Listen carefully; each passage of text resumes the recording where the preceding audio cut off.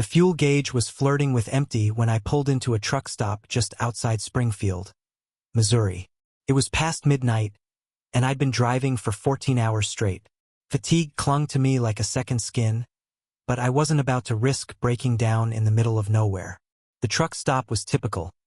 Bright neon signs humming against the dark sky, a smattering of big rigs parked in neat rows, and a diner with 24-hour coffee strong enough to peel paint off walls.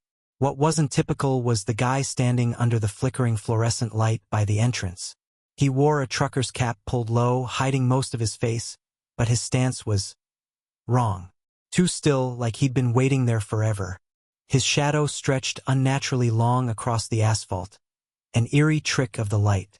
I nodded at him as I passed, and he nodded back. A slow, deliberate motion that made my skin crawl. I shook it off. Just another drifter, I told myself. Nothing I hadn't seen before. I filled up the tank, grabbed a cup of coffee from the diner, and headed back to my rig. The place was quiet, too quiet for a truck stop. No laughter from tired drivers blowing off steam in the diner.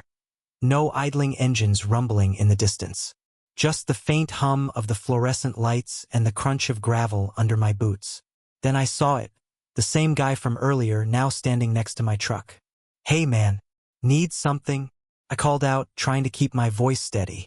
The guy didn't answer. He just stared at my truck, his head tilted at a slight angle like he was studying it or listening to it. My gut churned. Something about him was deeply off. "Truck like this?" he finally said, his voice low and gravelly, like an engine struggling to turn over. "She's been through a lot, huh?" "What?" I replied, confused.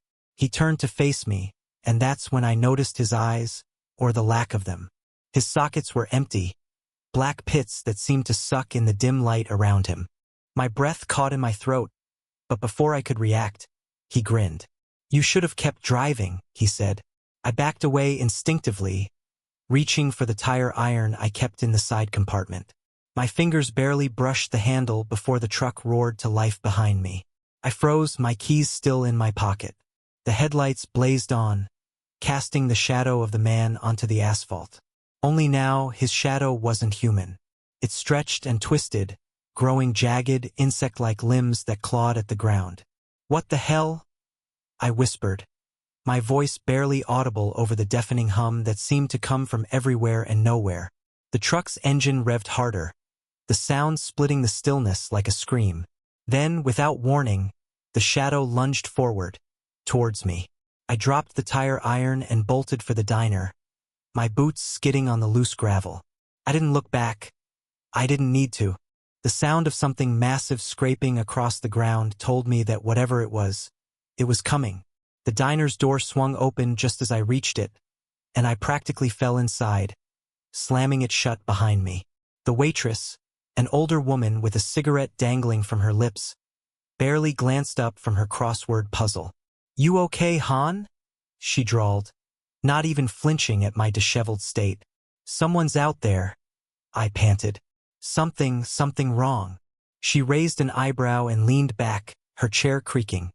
"You see him, huh?" "What?" I demanded, my heart still racing.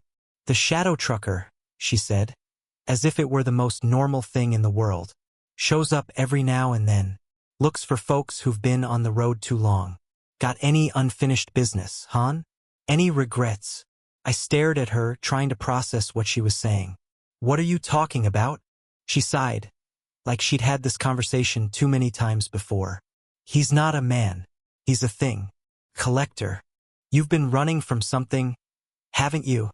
I opened my mouth to deny it, but the words wouldn't come. My mind raced through the last few months. The accident back in Nevada, the logbook I'd fudged, the driver I hadn't stopped to help when he flagged me down in the middle of the night. "Yeah," she said, seeing the realization dawn on my face. "That's what he's here for."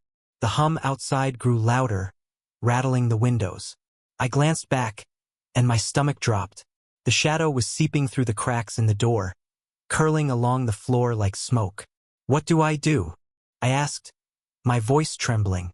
The waitress stubbed out her cigarette and stood up. "You either face it or you run." "But if you run," she trailed off, shaking her head. He'll follow you. Forever. The shadow coiled closer, its inky tendrils snaking across the floor. My breath hitched as the temperature in the diner plummeted. The lights flickered, casting distorted reflections in the chrome napkin holders on the counter. Face it? How the hell do I face that? I hissed, backing away from the door. The waitress lit another cigarette, her hand unnervingly steady. You tell it the truth. What you've done. Why you've been running. I don't even know what it is, I shouted, my voice cracking. You don't need to, she said. But it knows you. The hum became deafening. The shadow stretched upward, forming a towering shape that loomed just outside the diner's glass front. I could see hints of something inside it, impossibly long limbs, a featureless face that seemed to shift and ripple like oil on water. I stumbled backward, bumping into the counter. There has to be another way.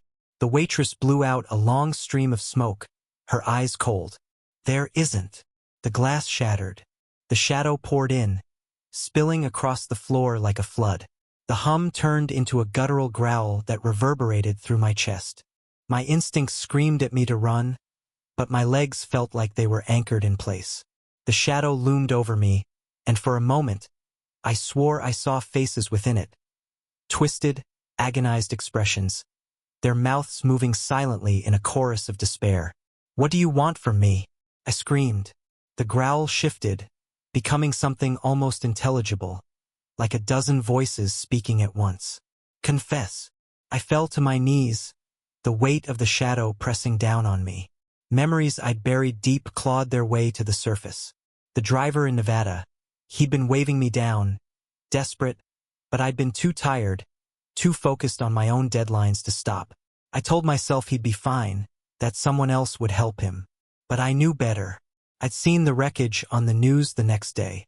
A jackknifed rig, a fireball on the highway. No survivors. I'm sorry, I whispered, the words tearing out of me. I should have stopped. I should have helped him. The growling quieted, and the diner fell deathly still. For a moment, I thought it was over. Then the shadow shifted, coiling tighter around me. More. I felt the waitress's eyes on me, hard and unforgiving. There's nothing else, I choked out. That's all of it. The shadow surged forward, and I felt its cold touch on my chest, squeezing the air from my lungs. Images flashed through my mind, moments I'd buried even deeper. The near miss I didn't report, the falsified safety check, the shortcuts I'd taken to shave time off my hauls. My voice cracked. I've put people in danger. I cut corners. I didn't care who got hurt as long as I made my deadlines. The shadow froze, its form quivering. And then it receded. Slowly, the darkness pulled back, retreating like a tide until it was gone. The diner was silent, the hum replaced by the faint buzz of the fluorescent lights. I was left kneeling on the floor, gasping for air, my body trembling. The waitress crushed her cigarette in the ashtray and walked over to me. She looked down, her expression unreadable. Well, she said, looks like you lived. What was that thing? I rasped, still struggling to breathe. She leaned down, her face inches from mine. A reminder, she said, her voice low. Some roads don't let you keep running forever. I stumbled back to my rig hours later, the sky beginning to lighten with the first hints of dawn. The truck was silent, the engine cold. When I climbed into the cab, I found something on the seat. A trucker's cap, the same one the man at the entrance had been wearing. I left it there. I didn't stop driving until I was out of Missouri. Sometimes, on long, lonely stretches of highway, I still hear that hum. I don't stop anymore. I don't cut corners. And I sure as hell don't ignore someone waving me down. Because I know that if I do, he'll be back. It's been 3 years since that night at the truck stop, but the memories cling to me like a shadow I can't shake. Every time I climb into my rig, I check the mirrors. More out of habit than necessity, though I swear I've seen flickers of movement that shouldn't be there. My life's different now. I log every mile, every repair. I don't cheat hours or skip inspections. I've even started pulling over for stranded drivers, no matter how inconvenient it is. Most of the time, it's nothing, an overheated radiator or a flat tire. But every now and then, I meet someone who reminds me of myself, tired and fraying at the edges, running from something they can't escape. I tell them to take it slow, to face whatever's eating at them before it's too late. I don't tell them why. Last month, I was hauling a load through New Mexico, a long stretch of highway that seemed to stretch into eternity. The sun had dipped below the horizon, painting the sky in deep shades of purple and orange. I'd planned to stop at a rest area, but something about the road kept pulling me forward. The first hum hit me around midnight. It was faint, barely noticeable over the rumble of the engine, but it sent an ice-cold shiver down my spine. My hands tightened on the wheel, and my eyes darted to the mirrors. Nothing, just the empty road behind me. I told myself it was the wind, maybe the vibration of the trailer. But the hum grew louder, more insistent, until it felt like it was inside my skull. And then, in the distance, I saw it. A figure standing on the shoulder, waving. Every instinct screamed at me to keep driving, to push the pedal down and get as far away as possible. But I'd made that mistake before. I couldn't make it again. I slowed to a stop, my headlights illuminating the figure. It was a man, dressed in a tattered jacket and jeans, his face obscured by the brim of a weathered hat. "You need help," I called out, my voice shaky. The man stepped closer and my stomach dropped. His face was wrong. Not disfigured, but off like a bad memory you can't quite piece together. His eyes met mine, and I felt that same cold weight pressing down on my chest. "You still running?" he asked, his voice a low rumble. I opened my mouth to reply, but the words wouldn't come. The headlights flickered, and for a split second, the figure wasn't a man anymore. It was the shadow, stretching impossibly tall, its limbs jagged and unnatural. And then it was gone, replaced by the man again, his expression unreadable. "I'm not running," I managed to say, though my voice was barely above a whisper. "Not anymore." He nodded, a slow, deliberate motion. "Good," he said. "Then you've learned." Without another word, he turned and walked into the darkness. The hum faded, leaving behind an oppressive silence. I didn't sleep that night. Hell, I didn't stop until I reached the next state line.